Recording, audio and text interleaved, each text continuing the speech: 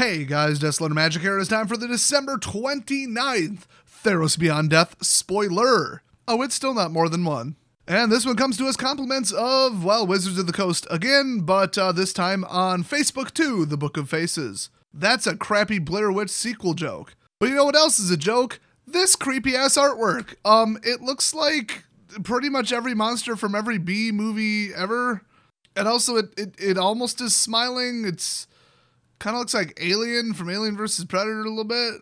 I'll be honest with you, like Vincent P. something, I don't know what that says, who drew this. Like, what the f***? Bro, y'all need to get some help. Oh my gosh, my Discord is just blowing up my new emoji, Let's Do Shots Girl, which they forced me to make an emoji. I regret this heavily. Anyway, we've got Timorat Calls the Dead. Is this Timorat? Is that the dead? Is Timorat one of the three guys in the picture?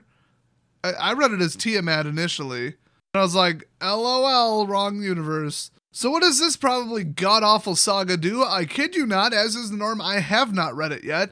It is a 3-cost, low-devotion, non-legendary rare saga, and 1 and 2 are combined, so they both are put the top 3 cards of your library into your graveyard. Oh, look, they printed that on the correct color for once. Then you may exile a creature or enchantment card, either or, very nice, from your graveyard. Not necessarily in the first 3, by the way, just in your graveyard. If you do, create a 2/2 black zombie creature token, so absolutely classic black. So if you got the feel for it, kind of cool. You basically get 2 2/2s. Definitely getting a History of Benalia vibe from this, and that's not good. So number 3, here we go. You gain X life, then scry X, where X is the number of zombies you control. Oh, but it doesn't hit your opponent. I mean, this is just good. Like, this is just a damn good card. So you gain a small to medium amount of life, which is helpful, not completely toxic to the gameplay, which is nice, just helps you out. Then you scry X, but don't draw anything. So you're gonna probably, like, rig your next draw or 2. And then that's it, and you get no card advantage. And then, in some cases, I mean, if they just board wiped after the second time this went off, you've got 0 zombies, and then you get nothing. So, a slight little bit of unreliability. It's tribal-based, but without going overboard, and it gives you a fair amount of cards. You get 2 2/2s for 3 mana, but they're split by turns. And I mean, honestly, even if they weren't, that wouldn't be, like, the most broken thing ever. I think Raise the Alarm is really similar. So, I think in a zombie deck, this would be really powerful. Now, the other thing is, I could see somebody just running this to fill up the field in, like, a Black Devotion, Aura, heavy enchantment creature, Constellation synergy deck. You could get away with this in a non-zombie deck and just hope, well, I mean, at least I'll get 2 out of it, 2 life scry 2, you know, because they'll generate 2 zombies, and have 0 zombies in the rest of the deck or darn close to it. Otherwise, I mean, if you played this late enough, you had, like, 6 zombies in play, boy, watch out, and Liliana's still legal. So, I mean, this just seems like a reasonable card. This is just like, yeah, okay, keep it in mind if you're running zombies, keep it in mind if you're running black. It's a fun, interesting, fair card. I mean, wow, I'm blown away. We haven't seen one of those yet in this set, I think. Not much more to say about it, but I do want to throw in one extra bonus little thing. Did you guys see the upcoming event in Arena? It is hilarious. Let me just set this up here. Occasionally, they run a special event called Standard Shakeup. And, every time they do it, they seem to phrase it even more like on the head, like with what it's really supposed to be. I think they said, oh, it's just an interesting new meta if like the top decks were different, or if, you know, just a little bit lower powered standard, an alternate version of standard. This time around, they said, we're shaking standard up with an alternative banned list. Oh, so you mean if the banned list was what it should be, which is about 30 cards on it, which hilariously, they put, I don't know how many this is, probably 20, maybe?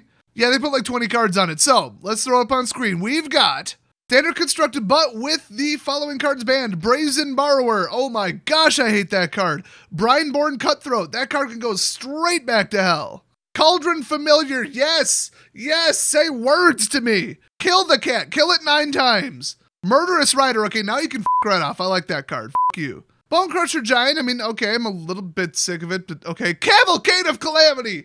Yes! And ban the person who designed it too. Embercleave! Hell yes! You can flash these nuts into the battlefield. F*** Embercleave. Fires of Invention, you don't say, considering that is going to be banned in the next banner restricted announcement.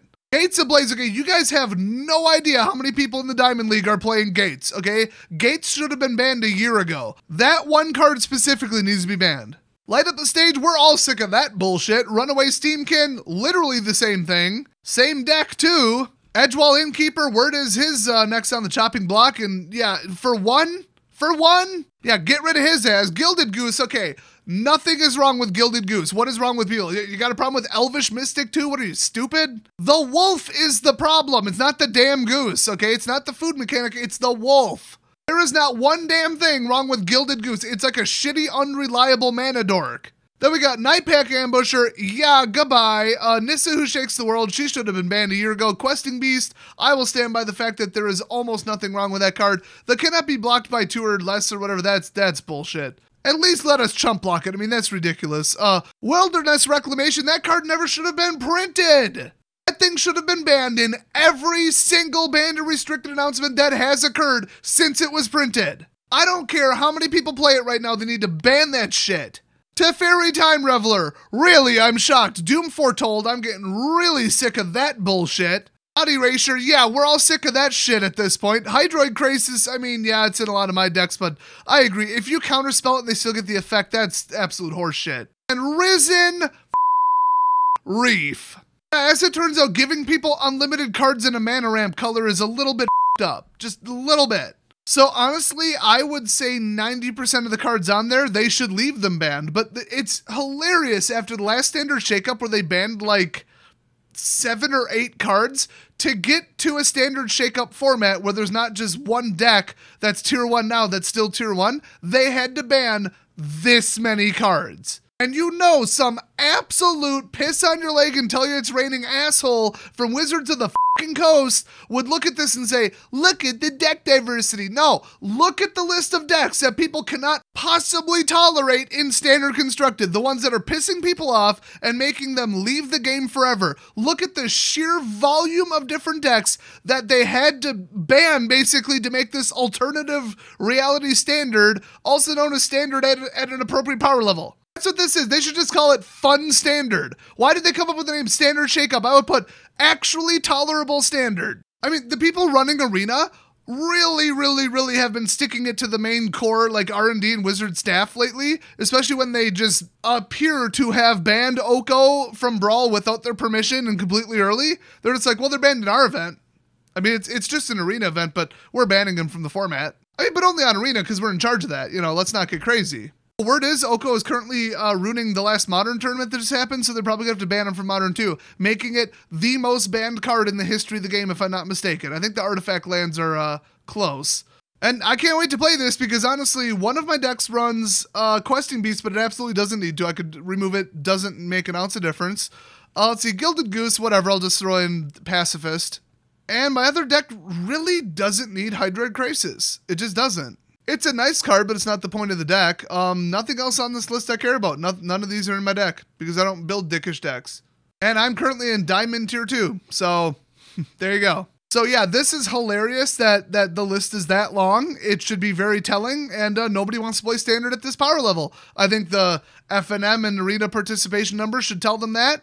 The amount of banned cards should tell them that. The pushing through of Oko through R&D and testing should tell them that that was not a very good idea. And I just love that they came out in that article and said, yeah, we purposely upped the power level. Just in case you were wondering if that's what happened, we did that. We're never going to live this down. Never. Nobody at Wizards of the Coast is ever going to stop hearing about, remember that time when you jacked up the power level of Standard and then told people openly that it's so that you can sell cards to Modern players too and make Standard even more expensive and make more money? You ruined the Standard format for over 2 years just over greed, over trying to make a little tiny bit more money in a year that you announced more products than any other year. Wow, amazing.